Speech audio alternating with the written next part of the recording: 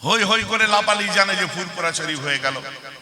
ফুরফুরা শরীফ জিন্দাবাদ, অমুক ভাইজান জিন্দাবাদ, অমুক ভাইজান জিন্দাবাদ, অমুক হুজুর জিন্দাবাদ, তমুক হুজুর জিন্দাবাদ। আরে কোন হুজুর পিছে বল পড়তো না যদি দাদা হুজুর মাথার উপর না থাকতো। কথাগুলো খুব খারাপ কথা। আজ তুমি আন্দোলন শিখতে পারতে না যদি জমিয়ত উলামায়ে বাংলা আসামের মধ্যে দিয়ে দাদা হুজুর আন্দোলন করা কাকে বলতে বলে শিখিয়ে না দিতেন। ব্রিটিশের বিরুদ্ধে লড়াই করা মানুষ ছিলেন তিনি। অতএব যারা আমার বক্তব্য শুনবেন মাথা থেকে বার করে দিন, আমি আল্লাহ রসুলের খাতিরে বলছি। এই ধাঁচায় এই ডায়ামিটারে ফেলে বিচার করে দেখবে, যেটা মিলবে সেটা নেবেন নিশ্চয়ই। কথাটা আমার বুঝতে পারছেন তো? নাই আর আমি তো বলবোই, কারণ কেউ সিপিএম এর জন্য, কংগ্রেসের জন্য, টিএমসির জন্য 10 মিনিট 15 মিনিট 20 মিনিট ওয়াজ করে কওমকে বাঁচাবার জন্য ময়দানে নেমেছে বলে যদি ওয়াজের বদলিতে রাজনীতি আরম্ভ করে দেয়, এটা তাদের রুচি হতে পারে। কিন্তু আমি তো বলবোই, কারণ আমি তো জমিয়ত উলামায়ে বাংলা আসামের মানুষ, আমি তো বলবোই যে ওয়াজের মাহফিলে আল্লাহ রাসূলের কথা আলোচনা হোক। যে আমার কথা বুঝতে পারছেন, মগজে ঢুকিয়ে নেন ভালো করে। সাদা কাঁচের গ্লাসে সাদা পানি পান করা শিখুন। পানির বোতলটা করে এমন মুসলমান খেয়াল করে শুনে রেখে দিন, আমার রাসূল দিন দুনিয়ার বাদশা কায়ে নামদার মক্কার দুর্গম গিরি দুর্গম পথ দিয়ে হেঁটে যাচ্ছে, আর পেছন থেকে হযরতে আনাস রাদিয়াল্লাহু আনহু আমার রাসূলকে ফলো করতে আরম্ভ করলেন। আমার নবী আনাসের দিকে তাকিয়ে বলছেন, আনাস আমাকে একা যেতে দাও, আমাকে একা থাকতে দাও, আমাকে একা যেতে দাও, আমায় একা থাকতে দাও। হযরত আনাস বলছেন যে চতুর্দিকে আপনার শত্রু, আপনি একা ছাড়া আমার ঠিক হবে না, আমি আপনার সাথে থাকি। না না আনাস ঠিক আছে।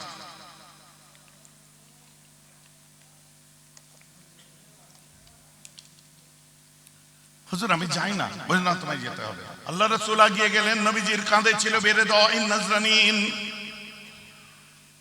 নবীজির কাঁধ মোবারকে ছিল নাজরান দেশের একটা চাদর, যেটা বড় মুলায়েম সুন্দর চাদর হয়। নবীর কাঁধে ছিল পেছনে দুটো কোণ ঝুলছিল চাদরের। আমার রাসূল হেঁটে যাচ্ছে আর আনাস দূর থেকে ফলো করছে, অনেক দূরে রাসূল, আনাস অনেক দূরে। হঠাৎ করে আনাস দেখলেন আল্লাহর রাসূলকে ঝোপের আড়াল থেকে একটা কালো গরীব গোরাবা সান্ডা মুসলমান আমার রাসূলকে আক্রমণ করে দিয়েছে। ফাযাবাযাতহু, চাদরটাকে পেঁচ দিতে আরম্ভ করে। ফাযাবাযাতান শাদীদাতান, এত জোরে পেঁচ দেয় আমার রাসূলের চোখ মোবারক বাইরে এসে যায়। নির্দয়ের মতো একটা টান মারে, আমার রাসূলকে আরবের মরুপ্রান্তে চিৎ করে ফেলে দেয়। আরে আনাস দূর থেকে দৃশ্যটা দেখে পাগলের মতো কাঁদতে আরম্ভ করে দেয়। বাচ্চা ছেলের মতো হাত পা ছুড়ে কাঁদে আর বলে, আমার নবীকে মেরে দিল রে, আমার জান আমার কলিজাকে শেষ করে দিল রে, আমার নবীকে আঘাত করেছে।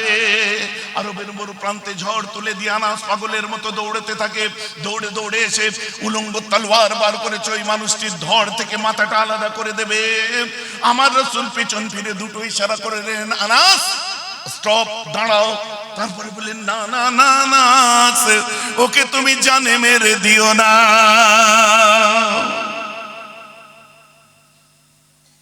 আনাস রুক যাও। আর হাই কমান্ডের অর্ডার, ময়দানে জঙ্গের সোলজার হচ্ছে আনাস, দাঁড়াতে বলেছে। Anas as like as statue দাঁড়িয়ে গেছে, একদম কোনো নড়াচড়া কিচ্ছু নেই। সিপাহী তো, মিলিটারি তো, সৈনিক সৈনিকের স্টাইলে দাঁড়িয়ে গেছে। অর্ডার হয়েছে দাঁড়াও, রুক যাও, রুকে গেছে, নড়ার পারমিশন। কিছুদিন আগে আপনারা দেখেছিলেন একজন নেতা, একজন লিডার, সে বক্তব্য দিতে গিয়ে বলেছিল হযরত মুহাম্মদ তো লেখাপড়া জানতেন না।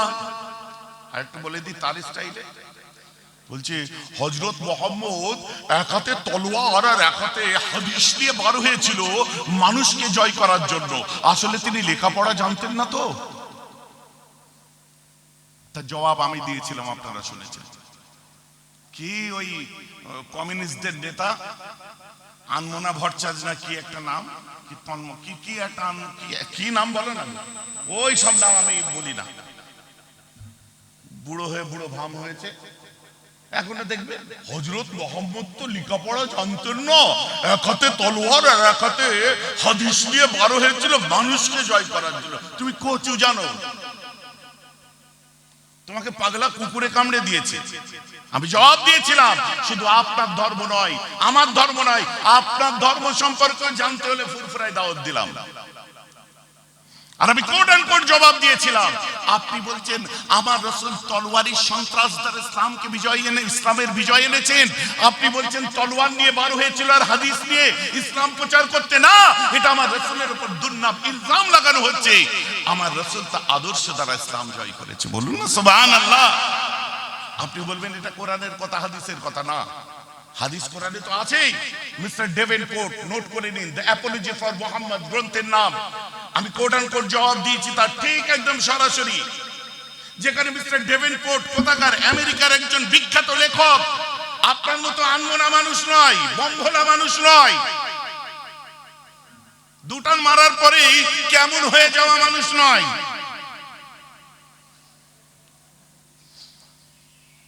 বিড়ির পাওয়ার সহ্য করতে পারে না, ফের গাঁজা খাবে। খারাপ লাগছে নাকি শুনতে? রাগ করলে হবে না। মিস্টার ডেভেনপোর্ট তিনি তার অ্যাপোলজি ফর মুহাম্মদ নোট করে নিন।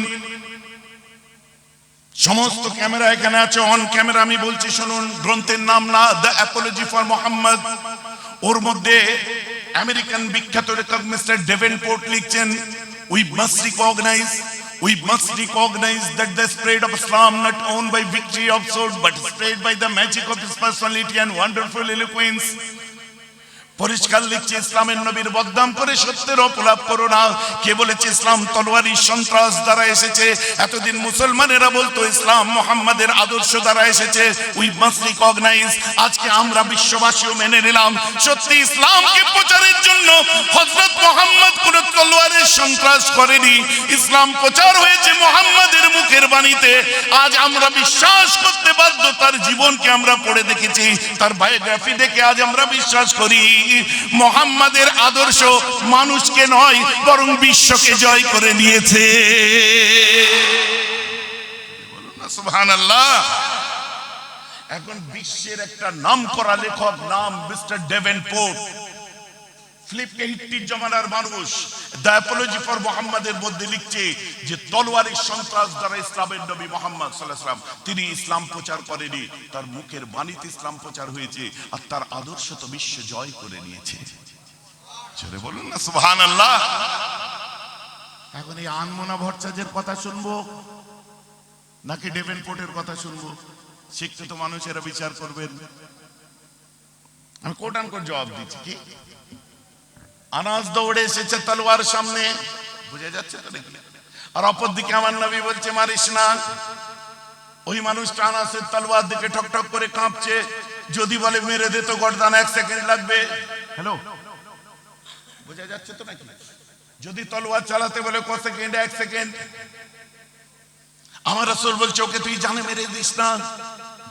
ওই মানুষটা আমার রাসূলের দিকে তাকিয়ে বলে ইয়া মুহাম্মদ সাল্লাল্লাহু আলাইহি ওয়াসাল্লাম, ইয়া মুহাম্মদ মুরলি মিম্মা লিল্লাহিল্লাযী ইনদাকা। এই মুহাম্মদ সাল্লাল্লাহু আলাইহি ওয়াসাল্লাম, আমি বড় গরীব, আমি গরীব গরাবা মানুষ, বাড়িতে হাঁড়ি চড়ে না, বউ বাচ্চা খেতে পাই না, আমার মা ভুকা আছে, আমার বাড়িতে তরকারি নেই, চুলো নেই, চাল নেই, কিছু নেই। আপনার কাছে আল্লাহর বাইতুল মাল আছে। এই মুহাম্মদ ওই বাইতুল মাল থেকে আমাকে যত সামান্য খাদ্যদ্রব্য আপনি দান করুন। কি চাইলো এটা? কি চাইলো? ভিক্ষা। কি চাইলো? সকলে বলুন কিভাবে চাইলো? গলায় চাদরের ভাঁজ দিয়ে টান মেরে ফেলে দিয়ে বলে দাও।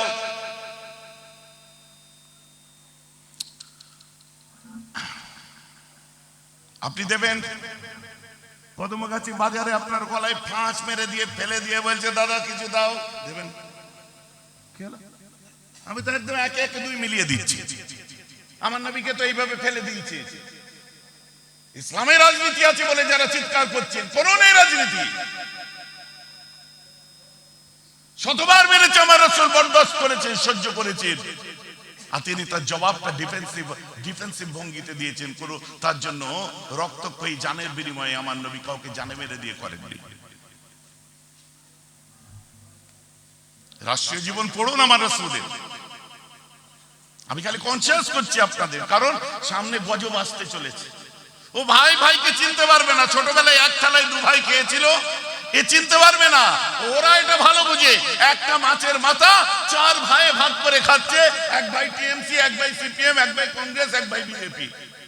আর এদের চর্বি এত চড়ে গেছে, চারটো ভাই মরে গেছে, চায়ের দোকানে বিড়ি টানছে, যা জানাজা হবে আমি সব ভেতর থেকে ব্যবস্থা করে দিচ্ছি, আমি গেলে একটু অসুবিধা আছে। খারাপ লাগছে শুনতে, চর্বি চড়ে গেছে, অসুবিধা আছে। কারণ ও চাচতো ভাই অন্য দল করতো, এ অন্য দল করতো, বা একই দল করে, দুটো লবি, গেলে অসুবিধা আছে।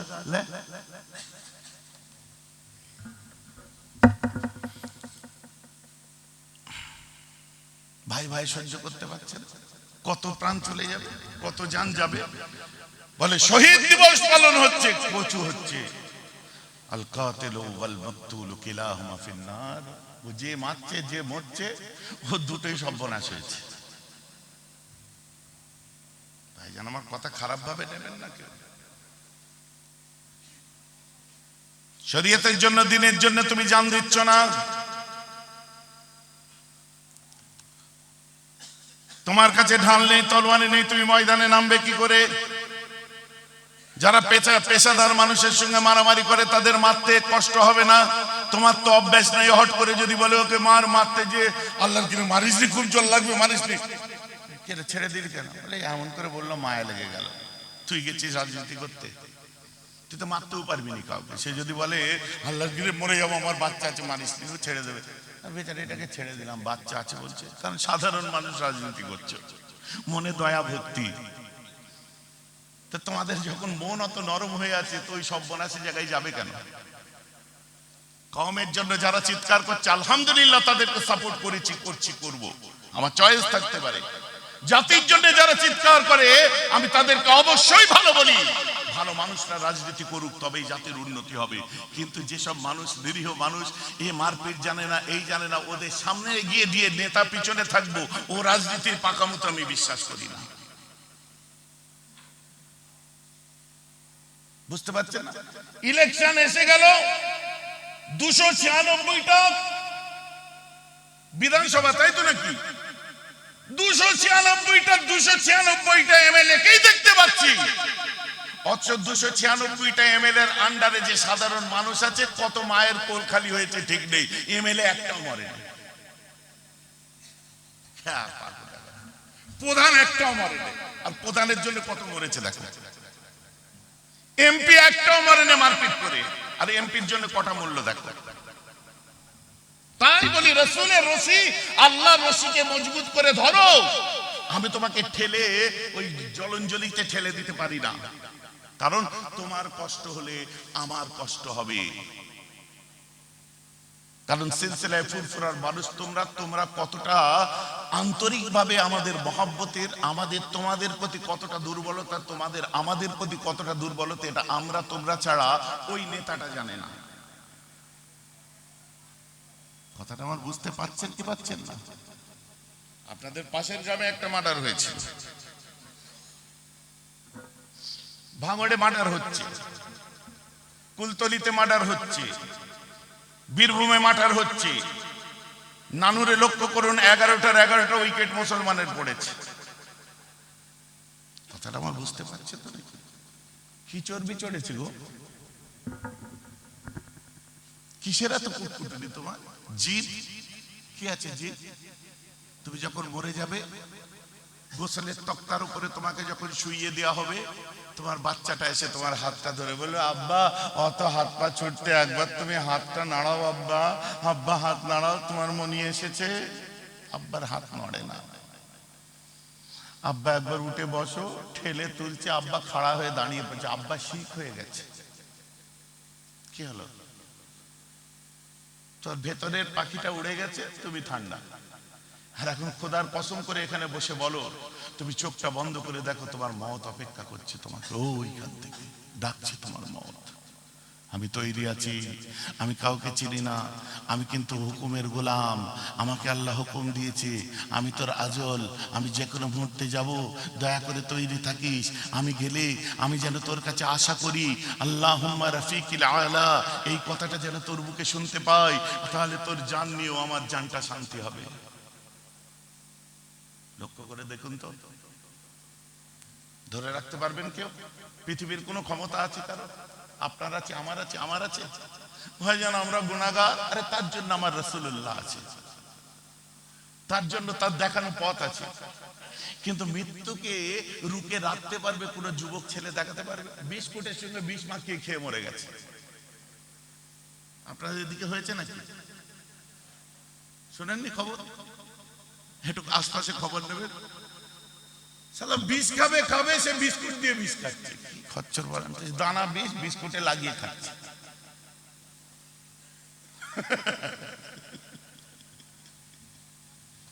কি হয়েছে? প্রেম করেছিল আর আমাদের এখানে কি ঘটেছে জানেন? একদম হাকিকত, অন ক্যামেরা বলছি আমি। দুজন ফোনে থেকে, বুঝলেন, দুজন ফোনে থেকে বলছে আমি তোমাকে ছাড়া বাঁচতে পারবো না, আমার কিন্তু বিয়ে ঠিক হয়ে গেছে। দুজনে বাঁচবো না বাঁচবো, দুজনে মরবো একসঙ্গে, ঠিক আছে? কিভাবে মরবে? এ দেখো আমি হাতে বিষ দিয়েছি, তুমিও খাও আমিও খাই, দুজনে গালে দিলাম, হ্যাঁ বিসমিল্লাহ বলো, বলে গালে দিয়েছি, ছেলেটা মরে গেছে, মেয়েটা বেঁচে রয়ে গেছে। বলে কি হলো? বলে মেয়েটা অ্যাক্টিং করেছে, ছেলেটাও। হাসছেন? মকবুল ভাই আছে, জিজ্ঞাসা করুন। আমার সাথে মকবুল ভাই এসছে, জিজ্ঞাসা করেন যে ভাইজান এমন ঘটনা ঘটেছে? ঘটছে, তো আপনাকে কনসিয়াস হতে হবে না? ভালোবাসার বিরুদ্ধে তো নয়। তোমার পছন্দ হয়েছে মেয়ের বাপকে, যে প্রস্তাব দাও, শরীয়তে নিও। হযরতে আলীর পছন্দ হয়েছিল আম্মা ফাতেমাকে, মনটা খারাপ, আম্মা ফাতেমার বিয়ে ঠিক হয়ে গেছে, আমার নবীজির আপনার হযরতে আলীর মনটা খারাপ। উসমান গনি বলছে আলী তোমার মন খারাপ কেন, কি হয়েছে তোমার? ফাতেমার বিয়ে ঠিক হয়ে গেছে। এখানে কি হয়েছে? আমি নবীর বেটি, আমার বাড়ির বউ হবে, আমি মনে করেছিলাম আমার জানের মধ্যে কষ্ট হচ্ছে। আরে সুবহানাল্লাহ, কি পাক মোহাব্বত আমার জানে। নবীজিকে যাও, আমি জাগা বাসন হাঁড়ি কুড়ি খাবার দাবার কিনতে যাচ্ছি, তুমি রাসূলুল্লাহর কাছে চলে যাও, যাওয়ার পরে তুমি যে প্রস্তাবটা দাও, শরীয়তের হুকুম হচ্ছে তোমার যদি কোনো মেয়ে পছন্দ হয় মেয়ের বাপের কাছে প্রস্তাব দাও। বুঝতে পারছেন? অর্থাৎ তোমার যদি কারো পছন্দ হয়, তুমি আসছো রাস্তা দিয়ে, আর মেয়ের বাপ যাচ্ছে, চাচা আসসালামু আলাইকুম, দাঁড়ান। বলে কি? ওই যে কলেজে যাই ওটা আপনার মেয়ে তো? তোর কি, তোর কি, তোর কিসের খবর? না আমি ওকে বিয়ে করতে চাই। জুতো দেখতে পেয়েছিস? বলবি কি বলবে না? শরীয়তের হুকুম যে। ওই জন্য ওই সময় কি বলবে? কেন তোর বড় ভাই নেই, তোর বাপ নেই, তোর চাচা নেই, তুই নিজে বলছিস বেহায়া, নির্লজ্জ, লম্পট কোথাকারে, টাউট কোথাকারে, বলবে কি বলবে? যার জন্য আমাদের সম্বন্ধ নিয়ে যাওয়া হয়, আমাদের আত্মীয় স্বজনরা প্রস্তাব নিয়ে যায়, এটা হানাফি মতবাদের বিয়ে। ইমামে আজম আবু হানিফা রাহমাতুল্লাহ আলাইহির এই সাক্ষী রেখে এইভাবে ওলিমা করে দাওয়াত দিয়ে এত লোক খাইয়ে এত যেভাবে আমাদের হচ্ছে না, এটা হানাফি মতবাদ।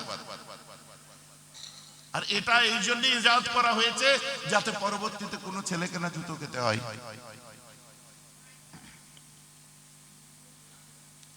তাই শরীয়তে ইসলামকে বুঝতে গেলে তুমি নিজের মতো করে খাবে, চলবে, হবে না। হয় তুমি গুমরা হবে, না ঈমান যাবে, না হলে কিছু একটা হবে। বুঝতে পারছেন না? আব্দুল্লাহ আল ওয়াহাব আল মালিকি, আব্দুল্লাহ ইবনুল ওয়াহাব আল মালিকি 4 লক্ষ হাদিসের হাফেজ, জিজ্ঞাসা করছে হুজুর আপনার কত সওয়াব আছে, আপনি 4 লক্ষ হাদিস জানেন? বলছে আমি গুমরা হয়ে যাইনি সেই ভালো। বাবা 4 লক্ষ হাদিসের হাফেজ কি বলছে গো? বলছে কেন? বলছে হাদিস একা বোঝা, পড়ে বোঝা সম্ভব নয়। হাদিস বুঝতে গেলে মুজতাহিদ লাগবে, মুহাদ্দিস লাগবে, কিংবা ফকিহ লাগবে। তুমি একা পড়ে আমল করতে গেলে তোমাকে নিজেকে ফকিহ বা মুজতাহিদ হতে হবে। তুমি যদি ফকিহ মুজতাহিদ না হতে পারো, তাহলে তুমি নিজে পড়ে আমল করলে গুমরা হওয়ার চান্স আছে। ওটা একটা আলাদা আলোচনা, আমি পরে আসবো।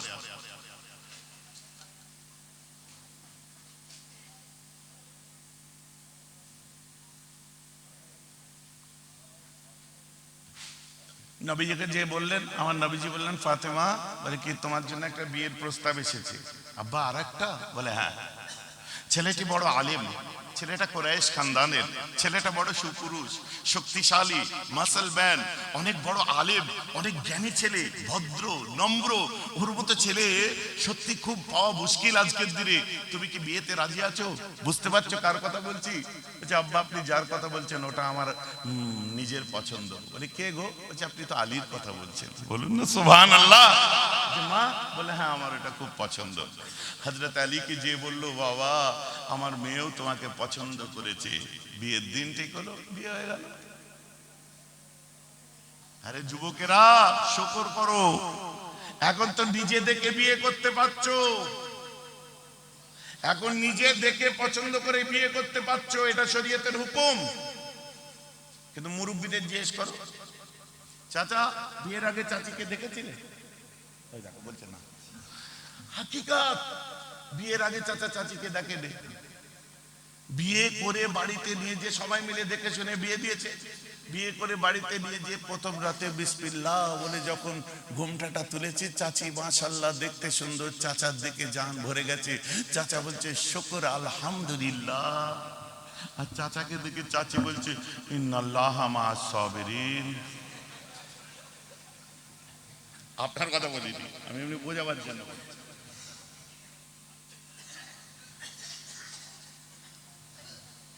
আপনারা হেসে ফেললেন। যে সবর করে আল্লাহ তার স্থান কি করেছে? জাহান্নাম না জান্নাত? জোরে বলেন। যে সবর করে তার স্থান, তো চাচা জান্নাতি, চাচি জান্নাতি, চাচি সবর করেছে। আর যে শুকর করে তার স্থান জান্নাত। তো চাচি চাচাকে দেখে সবর করেছে, আর চাচা চাচিকে দেখে শুকর করেছে। সাবেরিন শাকেরিন দুটোই জান্নাতি। বলেন না সুবহানাল্লাহ। দেখো 60 বছর সংসার টিকে গেছে। ভাইজান শুনতে খারাপ লাগছে নাকি? ব্যাপার খুব নরমাল ব্যাপার, বুঝে নিতে হবে।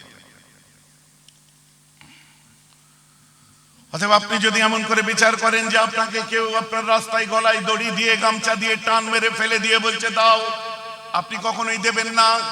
কোন নেতা যদি বলে দাও, নেতাকে কোন এমএলএ কে যে বলুন এমএলএ সাহেব তোমায় ভোট দিয়েছি, গলায় গামছা দিয়ে টান মেরে ফেলে দিন। কোন এমপি কে যে বলুন, কোন দাদাকে বলুন, লিডারকে বলুন, সিপিএম এর লিডারকে বলুন, টিএমসি লিডারকে বলুন, আইএসএফ এর লিডারকে বলুন, কংগ্রেসের লিডারকে বলুন, গলায় গামছা দিয়ে পাছিরে ফেলে দিয়ে বলেন কিছু দাও, দেবে? আপনারা কি বলেন দেবে? দেবে। খুব পুরনো নেতা হলে দেবে, কারণ রাখবে না, কারণ রেখে গেলেই তো হেরে গেল। আমার দাদাকে বেরিয়েছিস, হাত গুটিয়ে রেডি হয়ে মারতে যাবে, আহ গরিব মানুষ খেতে পাইনি, আমার একটু নাই কলারেই হাত দিয়েছি, তাহলে রেগে যেতে হবে? হ্যাঁ বাস পাশে বস, চা খা, পিঠে হাত বোলাচ্ছে, এই 2000 টাকা দাও। বাবা তুমি ঠিক বলেছো, আমার ভুল হয়ে গেছে, আমি লক্ষ্য রাখি। 2000 টাকা রাখো, আরে টাইম মতো দিবি আবার। বলছে আমার নেতা জিন্দাবাদ, আমার দাদা জিন্দাবাদ, আমি কলার ধরেছি তাও 2000 দিয়েছে। হঠাৎ 1 মাস পরে খুঁজে পাওয়া যায় না। দেখে ওই দিকে খাল পাড়ে ভুঁড়ি মোটা হয়ে চোখ বেরিয়ে এরম পড়ে আছে, চেনা যাচ্ছে না। কোন রকমের পাড়ার মানুষ, মা ভাই বোন যে শনাক্ত করেছে আমাদের সেই ও না? হ্যাঁ, আরে ওনাকে আমাদের লিডার খুব ভালোবাসতো, কলার ধরেছে তাও 2000 টাকা দিয়েছিল। নেতা কাঁদছে, কিন্তু ওই যে বলে দিয়ে গেছে টাইম মতো দিবি, ও টাইম মতো এমন দিয়েছে 1 মাস পরে লাশ পাওয়া গেছে। বুঝতে পারছেন তো? বাস্তবে মিলিয়ে দেখে, কোথায় মেরে গুম করে দিচ্ছে খুঁজে পাচ্ছে।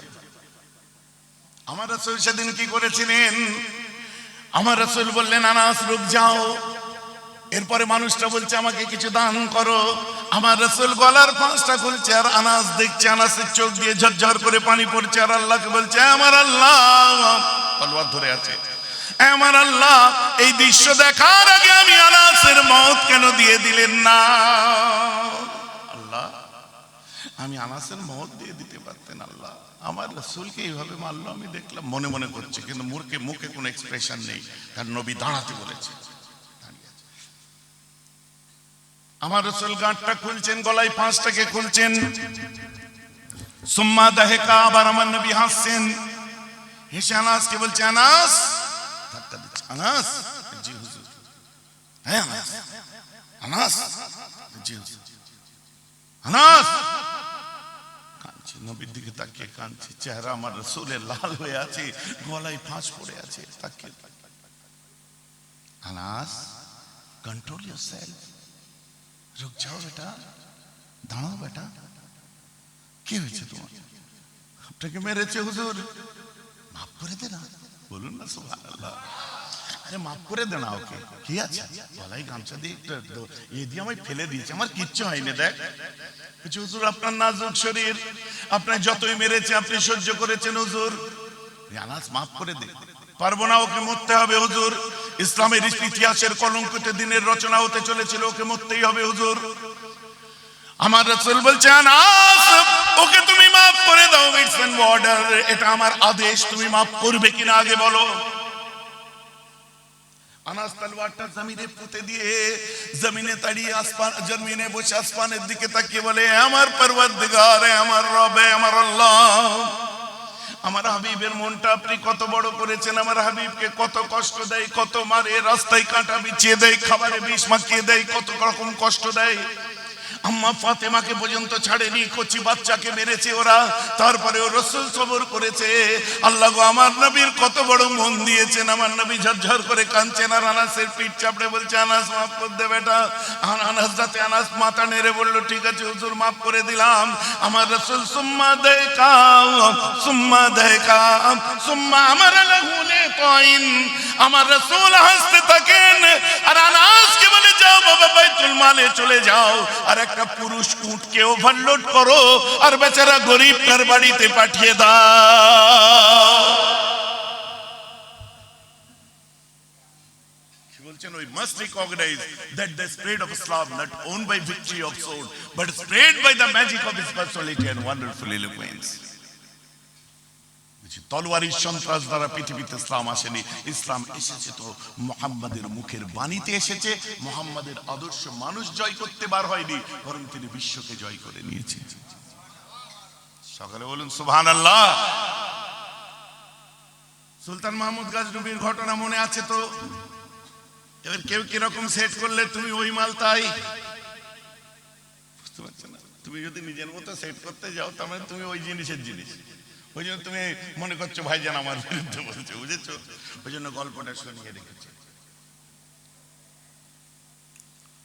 আপনাদের মনে আছে যে এইসব যে আমি কোনো বিতর্কও করি না, কতজন কত কথা বলে, কত যুক্তি করে, কত এই করে, কত সে সব পলিটিক্যাল কথাবার্তা, আমি তর্কও করি না, কোনো রিয়াকশনও দিই না। কেন জানেন? এটা কথাবার্তা। জঙ্গলের মধ্যে তিন বন্ধু গল্প করছে। ক বন্ধু? তিন বন্ধু, ময়ূর, ঘোড়া আর গাধা।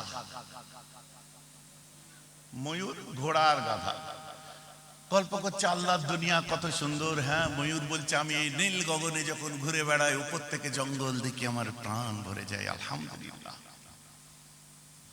ঘোড়া বলছে আমি যখন সবুজ ঘাসের উপর দিয়ে দৌড়ে বেড়াই, আমার প্রাণ জুড়িয়ে যায় আল্লাহর কুদরতকে, আলহামদুলিল্লাহ। গাধা তখন বলছে আমাকেও খুব ভালো লাগে, আমি যখন এই সবুজ আকাশ দেখি আর নীল আপনার জমি নীল জঙ্গলকে দেখি, আমার প্রাণ ভরে যায়। সবুজ আকাশ, নীল জঙ্গল, শুনি ময়ূর যে উঠেছে গাছের ডালে, ঘোড়া সরে এসে দাঁড়িয়ে গেছে। কি হলো, চলে যাচ্ছিস কেন? এদের পাগল কোথাকারে, মাথা খারাপ নাকি? বলে কি সবুজ আকাশ আর নীল জঙ্গল? পাগল, নীল আকাশ আর সবুজ জঙ্গল। বলে না না, সবুজ আকাশ আর নীল জঙ্গল। 5 ঘন্টা তর্ক করেছে, লাস্টে বনের রাজার কাছে গেছে। রাজার কাছে যাওয়ার পরে বলছে রাজামশাই একটা বিচার আছে। বলে কি? বলছে এই গাধা এ বলছে যে সবুজ আকাশ আর নীল জঙ্গল 5 ঘন্টা আমাদের সাথে তর্ক করেছে, আমরা বুঝিয়ে উঠতে পারিনি, হার মেনে আপনার কাছে এসেছি। গাধাকে বললে তুমি বেকসুর, খালাস, চলে যাও। আর ঘোড়াকে আর ময়ূরকে বলছে এদের এক্ষুনি ফাঁসি দাও। ওই কেন? বুঝে ফাঁসি দেন, মেনে নেবো। গাধাকে ছেড়ে দিলেন, মেনে নেবো। কিন্তু আদেও সবুজ আকাশ আর নীল জঙ্গল হয় কি আপনি বলেন? বলছে প্রশ্ন ওটা নয়, ওর জন্য আমি তোদের ফাঁসি দিইনি, ওই গাধার সাথে তর্ক করলি কেন, ওই জন্য তোদের ফাঁসি দিয়েছি। আমার কথা যেখানে যেখানে সেট করবেন না, তার মানে সুলতান মাহমুদ গাজনবীর ওয়াজ মনে আছে, যেখানে যেখানে সেট করবেন না, কিন্তু খালি মাথায় ঢুকিয়ে নেন, বুঝতে পেরেছেন, মগজে খালি ঢুকিয়ে নেন, এইটা বোধ হয় এই জন্য বললো, ও সব করতে যাওনি। তাহলে আগে আমি দিয়ে রেখেছি যে খাসি কাটার দোকান, ওর মাথায় জবাই করাই আগে আসবে, ওই সব বিচার করতে যাওনি, সাদামাটা ওয়াজ সাদামাটা হয়ে হবে। অনেকে আমাকে বলে ভাইজান আপনি কি আরম্ভ করেছেন, তুমি দেখেছো কি, দেখেছো কি মেহরাব সিদ্দিকীকে, এখন অনেক কিছু দেখতে বাকি আছে। আল্লাহ শুকর, মুজাদ্দেদ জামানের সিলসিলার কাজ করতে গিয়ে কোনো কারো দড়ি ধরতে হয় না, আর কারো ঝান্ডার তলায় যেতে হয় না, এই হাতের তলায় এসে বড় বড় লেকচার দেনেওয়ালা বক্তারা অনেক বড় হয়েছে, বুঝতে পারছেন।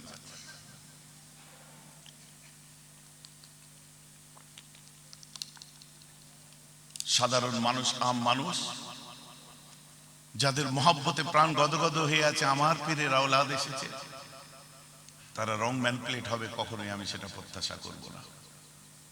দ্যাটস ওয়াই আমার সত্য কথাগুলো আমি বলে যাব, 100 জনের মধ্যে 10 জনকে ভালো লাগবে, ওটাই আমার জিত। আর আপনারা জানেন ওই দুনিয়ার কে কি বলে দিল ওই কথাই চুপ করার ছেলে মেয়েরাব নয়, এ যে যে ভাষায় কথা বলে তাকে সেই ভাষায় উত্তর দেয়, বুঝতে পারছেন তো নাকি? এখনই যদি আপনাদেরকে আমি বলি যে চলেন আমরা বার হব গরিবদের সেবার জন্য, শীতের দিনে চাদর পরে বসে আছেন, একটা করে কম্বল গরিবকে দিতে পারবেন না, আমি যদি হাত তুলতে বলি সবাই হাত তুলবেন তো? তুলবেন কিনা? পীরের আওলাদ বলেছে একটা কম্বল 250 টাকা দাম কিনে দেবো, যাও, কি হবে কি হবে। আপনারা সব বাবা দিনের পথে চলুন, এদিক ওদিক ভটকাবেন না, নামাজ কাজা করবেন না, আল্লাহ আল্লাহ রাসূলের পথে চলুন, একমাত্র সবাই হাত তুলবেন কিনা? বাবারা তোমরা সিলসিলার মানুষ, দাদা হুজুরের যে যা করে করুক, তোমরা মুজাদ্দেদে জামান দাদা হুজুর 5 হুজুর আল্লাহর ওলিদের রশিকে ছাড়বে না, একমাত্র সবাই হাত তুলতে বললে তুলবেন তো? বাবা এই বছর ইলেকশনে আমি যাকে ভোট দিতে বললো ভোট দেবে কি দেবে না বলো, হাত তুলতে বললে তুলবেন তো? না বললেন কেন? আমি হুজুর না? বড় স্টাগার বলছে না, বুঝতে পারছেন? আপনারা অনেকে মাথা লাড়লেন না কেন, না কেন, আমি হুজুর না, আমি তোমাদের ভাইজান না, না কেন? এটাই আমার বক্তব্য, এটাই বোঝার চেষ্টা করুন। আমাকে আপনারা না বললেন কেন, না বললেন আমি হুজুর না? হাত তুলিয়ে দিলে আমি যাকে ভোট দিতে বলবো ভোট দেবে কিনা বলো, হাত তুলে দিচ্ছেন। আরে আমার কাছে আপনি পার্লামেন্টের রাস্তা কেন দেখতে চাইছেন, আগে তার জবাব দিন। আমার কাছে আপনি অ্যাসেম্বলির রাস্তা কেন দেখতে চাইছেন, আপনি তার জবাব দিন। আমার কাছে তো আপনি সিরাতুল মুস্তাকিম দেখতে চাইছেন, আমার কাছে তো আল্লাহ জান্নাতের রাস্তা দেখতে চাইবেন, আমার কাছে তো আখিরাতের রাস্তা দেখতে চাইবেন, তা না দেখে আপনি অ্যাসেম্বলির রাস্তা দেখতে চাইছেন। তাহলে আপনি মুরিদ তো মুনাফিক। আপনার ভালো লাগবে যাকে খুশি ভোট দিন, কিন্তু আমি আপনাকে ঠিক করে দিতে পারি না আপনি কাকে ভোট দেবেন। ভাই যে আমার কথা বোঝা যাচ্ছে তো নাকি? যার জন্য ওয়াজের মজলিসে বসে কখনো মাথায় এটা নিয়ে আসবেন না যে আমরা পার্লামেন্ট ঠিক করব, অ্যাসেম্বলি ঠিক করব, রাজ্যসভা ঠিক করতে এখানে ভাইজানের ওয়াজ শুনতে বসেছি। আপনারা এটা ঠিক করবেন যে আমরা আখিরাতের পথকে সুন্দর করার জন্য দিনের নবীর মজলিসে বসেছি। কথাটা কি খারাপ কথা? সত্যি করে বলুন কথাটা খারাপ কথা? তারপরেও কেন বলে মেহরাব ভাইজান ভালো না? তার মানে সুলতান মাহমুদ গাজনবীর ওয়াজ, তুমি ডিম খেয়েছো, হাঁসের গোস্তের ঢেকুর তুলবে? তুমি ডিম খেয়েছো, ডিমেরই তো ঢেকুর তুলবে, তুমি হাঁসের গোস্তের ঢেকুর তুলবে কোথার থেকে? শুনুন, আরো শুনলে জান ঠান্ডা হয়ে যাবে। মুসলমান নবী আমার কে ছিলেন, তাকে শুধু আমরা ভালোবাসিনি, বুখারী মুসলিম থেকে কোট করছি, প্রাণটা ঠান্ডা হয়ে যাবে। আমার পুরাতন শ্রোতারা একটু চুপ থাকুন, নতুন মানুষদের একবার শুনিয়ে দিই। আমার রাসূল দিন দুনিয়ার বাদশা ঘরের মধ্যে বসে আছেন, হুজরা মুবারকের মধ্যে বসে আছেন। আল্লাহর রাসূলকে এসে বলা হয় ইয়া রাসূলুল্লাহ, ইয়া হাবিবাল্লাহ, হুজুর গো আনসারী সাহাবার উটটা পাগল হয়ে গেছে। কার উট পাগল হয়েছে? কাকে শোনাচ্ছে? আমার নবীকে শোনাচ্ছে উট পাগল হয়ে গেছে। এখন আমি তোমাকে রাস্তায় নামিয়ে দিচ্ছি, যে যদি বলে হুজুর আমার কুরবানির গরু পাগল হয়ে গেছে, লাঠিটা দিয়ে তো শালার বেটা, শালা জানের জুলুমে ভুগছে, তোর গরু পাগল হয়ে গেছে, আমার এখন দেখ, বেরো এখান থেকে। হবে কি হবে না? হবে কি হবে না? আর আমার রাসূলুল্লাহকে যে বলছে হুজুর আনসারী সাহাবার উটটা পাগল হয়ে গেছে, আমার নবী বলছেন কই চলো আমি যাব। সুবহানাল্লাহ বলেছে, আরে জোর করে বলাতে হবে? আমার নবী বলছেন চলো আমি যাব। উট পাগল, বুখারী মুসলিম কোট করছি। হযরতে ওমর ফারুক রাদিয়াল্লাহু আনহু বলছে হুজুর যাবেন না। কেন?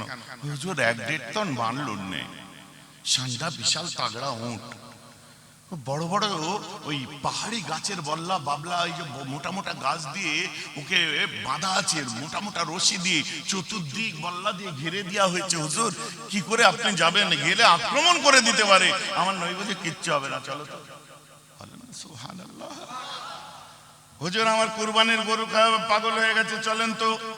আমাকে বললে আমি যাব, সত্যি বলছি, কিন্তু যে যদি দেখি গরুর শিং বড় বড়, আজ যাব না। বাপরে, কোথায় গুঁতো মারতে, কোথায় গুঁতো মারবে, 15 দিন বাথরুমে যাওয়া যাবে না, অন্য জায়গায় গুঁতো মেরে দেবে। ওই শিং দেখে ভয় তো হুজুর কাছে ঘেসবে না। আমার নবী বলছেন চলো। নবীজি বার হলেন, বার হয়েছে, দূরে উট আছে। আমার রাসূল বার হতে নুরানি চেহারাতে চমকাতে আরম্ভ করে দেয়। সুবহানাল্লাহ বলে। উটের চোখে পড়ে যায়, দূর থেকে উট দেখছে। আমার নবী যাচ্ছে উট দেখছে, নবী যাচ্ছে উট দেখছে, উট মাথা ঘুরিয়ে ঘুরিয়ে দেখছে। ভিড়ের মধ্যে রাসূলুল্লাহ হারিয়ে গেছে, উট আবার দড়ি ছিঁড়াছিঁড়ি আরম্ভ করে দিয়েছে। আপনি বলবেন ভাইজান এসব আজগবি কাল্পনিক ঘটনা। আরে ইসলাম এমন একটা ধর্ম, দীর্ঘদিন ধরে রিসার্চ চলছে যে কল্পনার কোনো স্থান আমার ইসলামে নেই। জোরে বলেন না সুবহানাল্লাহ। একটা একটা যদি এর ব্যাখ্যা করি তো সারা রাত কেটে যাবে। সারা রাতের তো কাজ নয়, বহু টাইম লেগে যাবে। খালি নমুনা বলে দিই। কোরআন বলেছে সূরাতুর রহমান দেখুন, মারাজাল বাহরাইনি ইয়ালতাকিয়ান বাইনাহুমা বারযাখুল লা ইয়াবগিয়ান। দুটো সমুদ্র বয়ে যাচ্ছে, বাইনাহুমা বারযাখুল লা ইয়াবগিয়ান, দুটোর মধ্যে কোনো পর্দা দেয়া নাই, কিন্তু একটার পানি আরেকটার সাথে মিশছে না। নেট খুলুন, মিশরের নীল নদ দেখুন, মিঠা পানি খারা পানি দেখুন, দুটো পানি বয়ে যাচ্ছে, একটার সঙ্গে আরেকটা। অত দূর যেতে হবে না, ত্রিবেণীতে চলে যান, হুগলি ত্রিবেণীতে, মায়াপুর নদিয়ার মায়াপুরে চলে যান, গঙ্গার পানি বয়ে যাচ্ছে, দুটো পানির কালার দুরকম বইছে দেখবেন। আমাদের এই গঙ্গার পানি একটার সঙ্গে আর একটা মিলছে না। আমার নবী, আমার কোরআন বলে দিচ্ছে যে দুটো পানি বয়ে যাবে, একটার সঙ্গে আর একটা মিলবে না। বলুন না সুবহানাল্লাহ। কল্পনার কোনো ব্যাপার নেই। কোরআন বলেছে কিনা যে ফেরাউন আছে, আজও পর্যন্ত মিশরের জাদুঘরে চলে যান, ফেরাউনের লাশ দেখতে পাবেন। এরকম আমি বললে আপনাদের মাথায় খালি ঢুকালে অনেক কিছু এসে যাবে। থাক থাক থাক থাক থাক।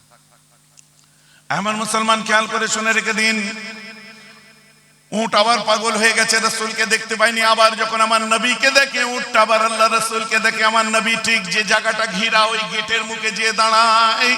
উটটা আমার নবীকে দেখে আনন্দ করতে আরম্ভ করে, আনন্দে বাচ্চা ছেলের মতো একটা জায়গায় দাঁড়িয়ে উটটা 4 হাত পায়ে নাচতে আরম্ভ করে দেয়। আমার রাসূল গেটটা খুলে ভিতরে প্রবেশ করবেন। হযরত ওমর ফারুক বলে হুজুর যাবেন না, যাবেন না হুজুর। বলে কেন, কি হয়েছে? আমায় যেতে দাও। হুজুর আক্রমণ করবে, আর কাছে যেতে দেবো না। কিছুই হবে না, সরো, কিছুই হবে না, সরো। আমার রাসূল সোজা চলে গেলেন। উটের বাঁকা গলা, গলার নিচে দুটো পা, ওই পায়ের মধ্যে যে আমার রাসূল দাঁড়িয়ে, মাথাটা উটের গলায় থেকে দিয়ে আস্তে আস্তে বলছে কি হয়েছে বেটা তোর? তোকে কি টাইম মতো খেতে দেয় না? তোর কি বেশি কাজ করাই? তোর উপর কি বেশি লোড তুলে দেয়? তোর কি সেবা যত্ন ঠিক মতো হয় না বেটা? তোর কি হয়েছে? আমার নবী আস্তে আস্তে বলে, আর উটের 2 চোখ দিয়ে পানি পড়তে থাকে। এরপরে আমার রাসূল 2 কদম পিছিয়ে আসেন। আমার রাসূল দেখেন কিনা উটটা 4 হাত পায়ে বসে, আর মাথাটা নিয়ে আমার নবীর কদমে সিজদা দিয়ে দেয়। বুখারী শুনিয়েছি, বুখারী মুসলিম শোনালাম। চলুন আমরা একবার করে দেখি।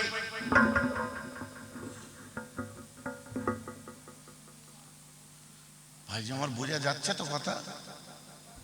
তার মানে ভ্যারিয়াস ক্যারেক্টার, বিভিন্ন সাইড, কখনো রাষ্ট্রনায়ক, কখনো তাপস, কখনো স্বামী, কখনো বেটা আপনার, কখনো আপনার ছেলে, কখনো বা আব্বা, কখনো, বোঝা যাচ্ছে তো?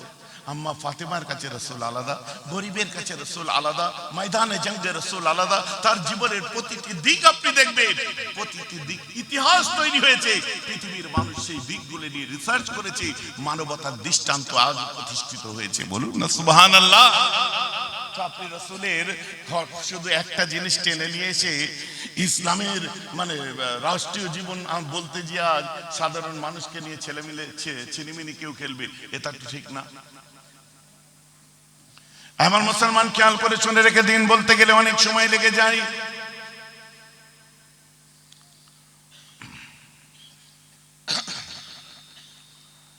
উটটা আমার রাসূলের পায়ে যে সিজদা দিয়েছে, সাহাবায়ে কেরামরা আমার নবীকে ঘিরে ধরে বললেন যে হুজুর, একটা অবলা জন্তু উট, ওর কোনো জ্ঞান নেই, বুদ্ধি নেই, একটা উট যদি আপনাকে সিজদা করতে পারে, আমরা কেন আপনাকে সিজদা করতে পারবো না? আমার নবী বলছেন, শোনো, আমাদের শরীয়তে মানুষ মানুষকে সেজদা করার কোনো রকম সিস্টেম নাই, অতএব কোনো মানুষ যেন কাউকে সেজদা না করে। যদি সেজদা করার নিয়ম থাকতো, আমি দুনিয়ার মেয়েগুলোকে বলতাম তারা যেন তাদের স্বামীদের পায়ে সেজদা করে। কথাটা আমার বুঝতে পারছেন তো নাকি? দুনিয়ার মেয়েদের বলতাম তারা যেন তাদের স্বামীদের সেজদা করে। ভাইরা তো বিশাল পাওয়ার নিয়ে নিল, বাড়িতে যে একটু কিছু বললেই সঙ্গে সঙ্গে, কালকে ভাইজানের ওয়াজ শুনেছ তো, আমাদের কত বড় মর্যাদা। হ্যাঁ, নিশ্চয় আল্লাহ মর্যাদা দিয়েছে, কিন্তু বইয়েদের মর্যাদাটাও তো বিরাট দিয়েছেন না? আমার নবীকে জিজ্ঞাসা করা হলো, হুজুর এই মেয়েটি সম্পর্কে আপনি কিছু বলেন তো। আমার রাসূল বলছে, ও যখন বাচ্চা ছিল ওর মাথার উপর পবিত্রতার চাদর দেওয়া হয়েছে, ও যখন বিয়ে হয়ে কোনো সংসারে গেছে তো সংসারের উজিরে আলা হয়েছে, ও যখন মা হয়েছে আল্লাহ তার জান্নাত ওর পায়ের নিচে রেখেছে। বলুন না সুবহানাল্লাহ। তাদেরও তো সম্মান কম নয়। ইসলাম তো কোনো আপনার পার্সিয়ালিটি করে না, কাউকে বড়, কাউকে ছোট, কাউকে উঁচু, কাউকে নিচু। শোনেন, প্রসঙ্গত আজ আমি বিক্ষিপ্ত বলছি, কিন্তু কানেক্ট আমি ঠিক করবো। নবীজি আমার বাড়িতে এসছে, দেখে আল্লাহ রাসূল বাড়িতে ঢুকে দেখে আম্মা খাদিজা গরমে রান্না করছে। আমার নবী সুজা চলে গেলেন, যাওয়ার পরে আম্মা খাদিজার পাশে বসলেন, নিজের আমামা মানে পাগড়ি মোবারকটা নিলেন, আম্মা খাদিজার কপালে যে ঘাম লেগেছিল ঘামগুলো মুছিয়ে দিতে গেলেন। আম্মা খাদিজা দেখে বলছে, আপনি এখানে কি করছেন? বলে, কেন, কি হয়েছে? না মানে আপনি ভেতরে যান, আপনার গরমে কষ্ট হবে, দিনের কাজ করে এসেছেন, ভিতরে যান আপনি। আমার রাসূল চোখ ভরা পানি নিয়ে বলে, খাদিজা তুমি এই গরমে যখন চুলোর ধারে সংসারের কাজ করো, দেখলে আমি নবী আমার বুকটা ফেটে যাই। বলেন না সুবহানাল্লাহ। কপালটা মুছিয়ে দিলেন। আম্মা আয়েশা একদিন রাসূলুল্লাহর কোলে মাথা দিয়ে শুয়ে আছে, রাসূলুল্লাহ আম্মা আয়েশার কোলে মাথা দিয়ে শুয়ে আছে।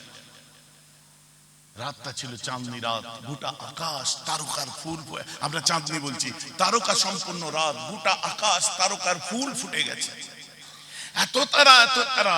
আম্মা আয়েশা দেখছে রাসূল শুয়ে আছে। বলবেন আকাশে চাঁদ ছিল না? চাঁদ তো আম্মার কোলে মাথা দিয়ে আছে। বলেন না সুবহানাল্লাহ। চাঁদের থেকেও সুন্দর তো আমার রাসূলের চেহারা ছিল। আমি বলছি না। জাবির ইবনে সামরা ক্বালা রাআইতু নবী আলাইহিস সালাতু ওয়াস সালাম ফি লাইলাতি আদহিয়ান ওয়া আলাইহি হুল্লাতুন হামরা ফাজালতু আনজুরু ইলাইহি ওয়া ইলাল কামারি ফালাহু হুয়া ইনদি আহসানু মিনাল কামার। মানে চাঁদের থেকে ওই চাঁদনি রাতে আমার নবীর চেহারাটা বেশি সুন্দর দেখেছি। বলুন না সুবহানাল্লাহ। চাঁদ তো আম্মা আয়েশার কোলে। আম্মা আয়েশা বলছে, ইয়া রাসূলুল্লাহ, বলো আয়েশা, হুজুর আকাশে কত তারা দেখুন। হ্যাঁ হুজুর, তারার ফুল ফুটে গেছে। বলছে, হ্যাঁ ফুটেছে তো। ইয়া রাসূলুল্লাহ, হাল ইয়াকুন আহাদুম মিনাল হাসানাতি আদাদা নুজুমিস সামাই। হুজুর এই আকাশ ভর্তি তারকা, এই তারকা পরিমাণ পৃথিবীতে কি কারণে কি আছে? আমার নবী কোনো চিন্তা না করে বলেছিলেন, কলা উমারা, যদি এত তারকা পরিমাণ নেকি কারো থাকে তো আমার সাহাবা ওমর ফারুককে আল্লাহ দিয়েছে। বলুন না সুবহানাল্লাহ। হুজুর তাহলে আমার আব্বা আবু বকরের কত নেকি? নবী চিন্তা না করে বলছে, এই তারকা সমান সব নেকি তোমার আব্বা আবু বকরের একটা নেকির সমতুল্য। জোরে বলেন না সুবহানাল্লাহ। সার কথায় ওই একটা আবু বকর সিদ্দিকের নেকি কি ইনশাআল্লাহ কোনোদিন আমি বলবো। যেটা বলতে চাইছিলাম, আমার নবী এসে স্ত্রীর কোলে মাথা দিয়ে শুলেন, মানে বউয়ের কোলে মাথা দিয়ে শোয়াটাও হলো রাসূলুল্লাহ সুন্নাত। বলুন না সুবহানাল্লাহ। তবে শর্ত হচ্ছে বউটা নিজের বউ হতে হবে, লোকের বউয়ের কোলে মাথা দিলে হবে। ভাইজান এই কথা কেন বললেন? বুঝতে পারছেন কেন বললাম? জায়গা মতো বুঝবেন। যাও বাড়িতে যেবে বলো যে আমাদের সম্মান দেখেছো, আমাদের সেজদা করার হুকুম হতে হতে রয়ে গেছে। তখন বউ শোনাবে, ভাইজানের ওই ওয়াজটা শুনেছো, লোকের বউয়ের কোলে যেন মাথা দিতে যেও না। তো যাক, ডিফেন্স দুদিকে দিয়ে দিলাম, এবার আপনারা ঘরে যা করেন।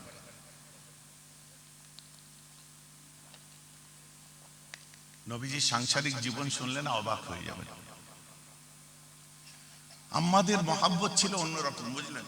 নবী আমার শুয়ে আছে, বুখারী মুসলিম, নবী আবার শুয়ে আছে, শরীর থেকে ঘাম ঝরছে, খুশবু বার হচ্ছে। হযরত উম্মু সালেমা লক্ষ্য করলেন ঘর থেকে খুশবু আসছে, যে দেখে আমার নবী গরমে ঘেমে গেছেন, শরীর থেকে ঘাম পড়ছে, নবী ঘুমাচ্ছে, আর ওই ঘাম থেকে খুশবু বার হচ্ছে। সুবহানাল্লাহ। তো আম্মা কি করলেন, সঙ্গে সঙ্গে একটা শিশি নিয়ে এসে যেখানে ঘামের ফোঁটাগুলো গড়াচ্ছে ওখানে শিশিটা যে ধরে, ধরার পরে সেই ঘামগুলোকে শিশিতে সংরক্ষণ করতে থাকে। নবীজির ঘুমটা ভেঙে যেতে জিজ্ঞাসা করছে, এই তুমি কি করছো, আমার ঘামগুলো এতে নিচ্ছ কেন? বলছে, হুজুর আপনার ঘামে এত খুশবু বার হচ্ছে, আমি শিশির মধ্যে বোতলের মধ্যে সংরক্ষণ করছিলাম, কারণ ঈদের দিনে ঈদগাহে মসজিদে, জুমার দিনে মসজিদে যখন আমাদের বাচ্চাগুলো নামাজ পড়তে যাবে, ওদের আতরের পরিবর্তে আপনার ঘাম মাখিয়ে পাঠাবো। বলুন না সুবহানাল্লাহ। বোঝা যাচ্ছে ওয়াজ?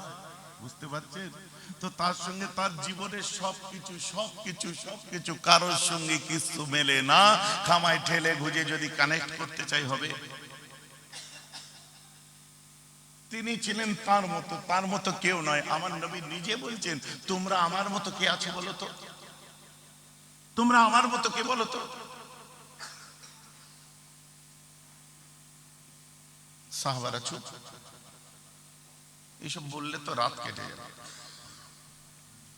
আমার মুসলমান, আমি বেশি বলবো না। কার মতো?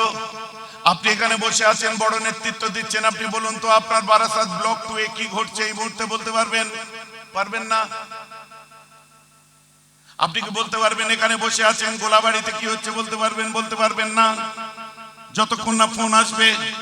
আর তার তো সবকিছু খোলা ছিল, তার জন্য আল্লাহ সবকিছু খুলে রেখে দিয়েছিলেন। হযরতে আনাস এসে আল্লাহ রাসূলকে জিজ্ঞাসা করে, ইয়া রাসূলুল্লাহ, হুজুর গো মোতার যুদ্ধ আরম্ভ হয়ে গেছে, মোতার প্রান্তে যুদ্ধ ভয়াবহ রূপ ধারণ করেছে। হুজুর মোতার প্রান্তে যুদ্ধের খবর আমরা পাচ্ছি না। মোতা হচ্ছে এখান থেকে 15 দিনের দূরে রাস্তা। হুজুর কি ব্যাপার একটু বলুন। হুজুর মোতার খবরটা আমাদের একটু দিন। আমার নবী 15 দিনের দূরে রাস্তা, মসজিদে বসে আছে। আনাস কি জানতে চাইছো? বলে মোতার প্রান্তে যুদ্ধ কিরকম হচ্ছে ওটা জানতে চাচ্ছি। আমার রাসূল বলছেন, আনাস বর্ণনা করছেন, قال نهى النبي عليه الصلاة والسلام زايدا وزافرا وابن رواحة للناس قبل أن يأتيهم خبرهم فقال أخذ الراية زائد فوصبا حتى أخذ الراية سيف من سيوف الله يعني خالد من الوليد حتى فتح الله عليهم মদিনার মসজিদে বসে আমার রাসূল বলছেন, মোতার যুদ্ধ এই মুহূর্তে ভয়াবহ রূপ ধারণ করেছে। আমি দেখতে পাচ্ছি ইসলামের ঝান্ডাটা ইবনে রাওয়াহার হাতে আছে, পাগলের মতো যুদ্ধ করছে, এক হাতে তলোয়ার ঘোরাচ্ছে। আমার রাসূল বলছেন, ইবনে রাওয়াহা শহীদ হয়ে গেল না, না, ইসলামের ঝান্ডা মাটিতে পড়ে যায় নাই, বরং সেটাকে জাফর তুলে নিয়েছে। জাফরও শহীদ হয়ে গেল, ঝান্ডা মাটিতে পড়ে যায় নাই, বরং সেটাকে হযরতে যায়েদ তুলে নিয়েছে। আমার রাসূল বলেন, যায়েদও শহীদ হয়ে গেল, ইসলামের ঝান্ডা পড়ে যায় নাই। আমার রাসূল বলছেন, এখন দেখছি ইসলামের ঝান্ডা খালিদ বিন ওয়ালিদের হাতে আছে। খালিদ বিন ওয়ালিদ তলোয়ার চালাচ্ছে, এক হাতে ঝান্ডা উড়াচ্ছে। আমার রাসূল এক সময় বলে, আত্তা ফাতাল্লাহু আলাইহিম, আমি এখানে বসে দেখতে পাচ্ছি আল্লাহ তাআলা মুসলমানদেরকে মোতার প্রান্তে জয়ী করে দিয়েছে। কোথায় রাসূল, কোথায় মোতার প্রান্ত? মিলাতে পারবেন? নবীজির সামনে যে দাঁড়িয়েছে চোখের পর্দা উল্টে গেছে। হারিস বিন নোমান আমার রাসূল বলছে, হারেস তোমার ঈমানটা এই মুহূর্তে কেমন আছে? হুজুর আপনার সামনে দাঁড়িয়ে আছি তো, কান্নি আনজুরু ইলা আরশি রাব্বি বারিদাম ওয়া কান্নি আনজুরু ইলা আহলিল জান্নাতি ইয়াতাযাওয়ারুনা ফিহা ওয়া কান্নি আনজুরু ইলা আহলিন নারি মুতাদারুনা ফিহা। আপনার সামনে দাঁড়িয়ে যখন উপরের দিকে তাকাচ্ছি না হুজুর, এই দেখুন আমি দেখতে পাচ্ছি আল্লাহর আরশে আজিম আমার চোখের সামনে। বলুন না সুবহানাল্লাহ। হুট কথায় কানেক্ট করে দিলেই হবে? আমার নবীজির মতো আমরা করছি, আমরা তার গোলাম হয়েছে, অতটাই আমাদের জন্য যথেষ্ট। আমরা তাকে আখিরাতের জন্য পেয়েছি, অতটাই আমাদের জন্য যথেষ্ট। তার জীবন বিধান আমরা আমাদের জীবনে যদি সেই রঙে নিজেদের রঙাতে পারি, আমাদের দুনিয়াও সুন্দর হবে, আখিরাতও সুন্দর হবে। বাকি রইল নামাজ রোজা, আলহামদুলিল্লাহ ভালো জিনিস, আমিও পড়ি, আপনিও পড়েন, আমাদেরকেই পড়তে হবে। ইসলামের স্তম্ভ পাঁচটা ছাড়া কোনো মুসলমান নয়। কিন্তু আমার রাসূল বলছে যে জবানটাকে না ঠিক করতে পেরেছে, ওর নামাজ রোজা ইবাদত সব বালির বাঁধ হয়ে যাবে। আগে ডাকতো ভাই শোনো, আর এখন ডাকছে এদিকে আয়, এদিকে আয়। আগে ডাকতো ভাই শোনো, এখন ডাকার স্টাইল কি, ভাব কি বাপরে। ওখান থেকে বলছি কিরম করে ডাকছে দেখেছিস? যাস কেন? বলে গেলে 100 টাকা দেয়, গরিবের বাচ্চা, আমার সংসারটা চলে যায়, যেতে হবে, কি করা যাবে। আগে ডাকতো ভাই শোনো, এখন ডাকছে এদিকে। যখন ভাই শোনো বলতো তখন বিড়ির পেছন চুষতো, আর এখন এই এদিকাই বলে ডাকছে, মানে ও এখন গোল্ড প্লেট কবি কিং সাইজ, 3 টানের বেশি মারে না, টান মেরে ফেলে দেয়। ও সব গাবড়া ছাড়েন। আমাদের মুড কি? ওয়ালাকাদ কাররামনা বানি আদম। আল্লাহ আদমের সন্তানদের মর্যাদা দিয়েছে, দেখাবে না? দেখাচ্ছে। সারা জীবন বিড়ি টেনে টেনে বিড়ির বাপের নাম ভুলিয়ে দিল, আর শ্বশুর বাড়ি যাওয়ার সময় সিগারেট কিনেছে।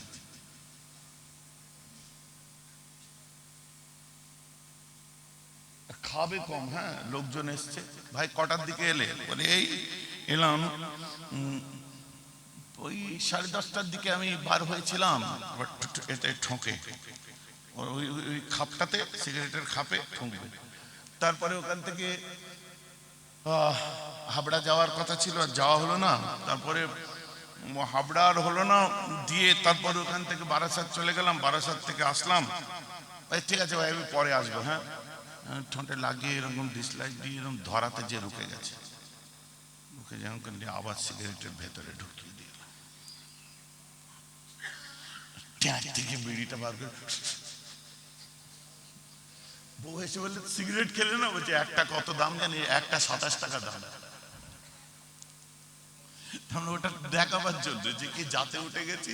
এখন আমাদের ওই কি বলে কনস্টেবল চলে না, এখন আমাদের সব ক্যালকাটা পুলিশের যুগ এসেছে। কনস্টেবল বোঝেন না? ওই খাকি রঙের বিড়ি, কোমরে বেল বাঁধা।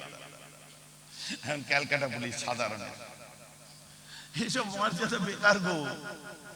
প্রথম মানে তোমার পার্সোনালিটি, তোমার ওয়ারা, তুমি যেখানে যাবে তোমার একটা ভাইব্রেশন, তোমার ভাইব কাজ করবে সেখানে। ওখানে তোমায় বলতে হবে না আমি কে বা কেটা। তোমাকে ভাইজান কথা বোঝা যাচ্ছে তো নাকি? দুনিয়া তোমায় যাই বলুন, থোড়ি কেয়ার করো তুমি। বলে হুজুর এইরম বলে, ওইরম বলে, আমাদের কম বলে, আমাদের কম বলে। সিনা টেনে যেটা ইচ্ছা সেটা করব, যেখানে যাওয়া সেখানে যাব, যেটা খাওয়া সেটা খাবো, ঘুরবো বেড়াবো, নামাজ কালাম পড়বো, নিজেদের স্বতন্ত্রতা আছে, নিজেদের স্বাধীনতার সঙ্গে বক্তব্য দেবো। কে কোথায় যাবে, কি খাবে, কি রুচি, কি পড়বে, ও পাবলিক ঠিক করে দেবে। বুঝতে পারছেন? শরীয়তের আঙ্গনে থেকে যেটা করার আমরা নিজেরা ঠিক করব। মানুষ কি বলে ওসব পরোয়া করে লাভ।